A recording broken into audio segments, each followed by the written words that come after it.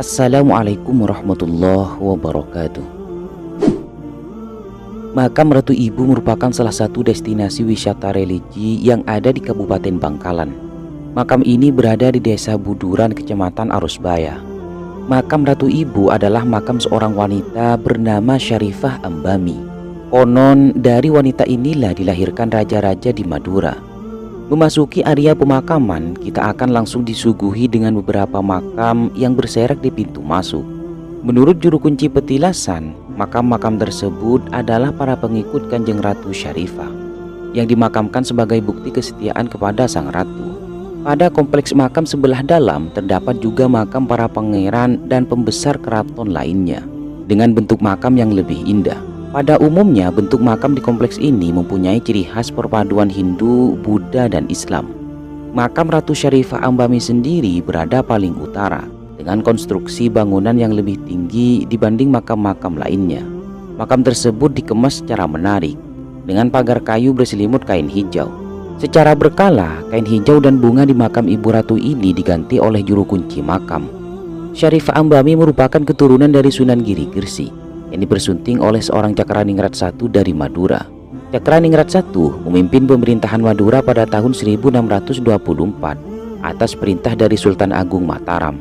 Syarifah Ambami saat menjadi istri Cakraningrat I tinggal di Keraton Sampang, Madura. Hasil dari pernikahan mereka lahirlah 3 orang anak, yaitu Raat Mojonegoro, Ri Udagan, dan Ratu Mertopati. Syarifah Ambami merupakan sosok figur wanita yang taat dan patuh pada perintah suaminya. Kendati Cakraningrat I memerintah di Madura, tetapi ia banyak menghabiskan waktunya di Mataram membantu Sultan Agung. Syarifah Ambami merasa sedih sebab sering ditinggal ke Mataram oleh Cakraningrat I.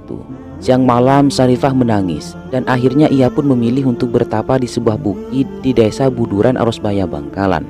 Selama pertapaan, Syarifah memohon dan berdoa agar keturunannya kelak hingga 7 turunan dapat menjadi pemimpin di Madura. Dalam menjalani pertapaannya, ia bertemu dengan Nabi Khidir alaihi salam.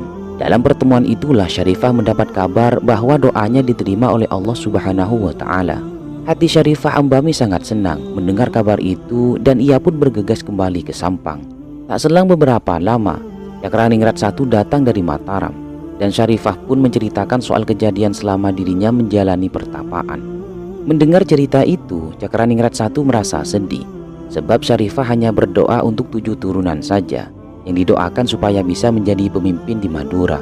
Mengetahui bahwa sang suami kecewa setelah Cakraningrat I kembali ke Mataram, ia pun juga kembali bertapa ke tempat sebelumnya. Syarifah memohon agar kesalahannya itu diampuni dan terus menjalankan pertapaan. Ia pun tak henti-henti menangis menyesali kesalahannya itu. Konon air mata Syarifah Ambami terus mengalir hingga membanjiri sekitar tempat pertapaan itu dan membentuk sendang. Letak mata air ini berada di bawah bukit tempat petilasan ini berada sekarang. Sumber mata air ini diyakini oleh banyak orang membawa berkah dan bisa menyembuhkan banyak penyakit. Sehingga tidak heran jika banyak orang yang berkunjung rela naik turun anak tangga guna mendapatkan air dari sumber keramat ini. رحلة هادينا حمل الإسلام لنا دينا الهجرة رحلة هادينا حمل الإسلام لنا دينا فالسلام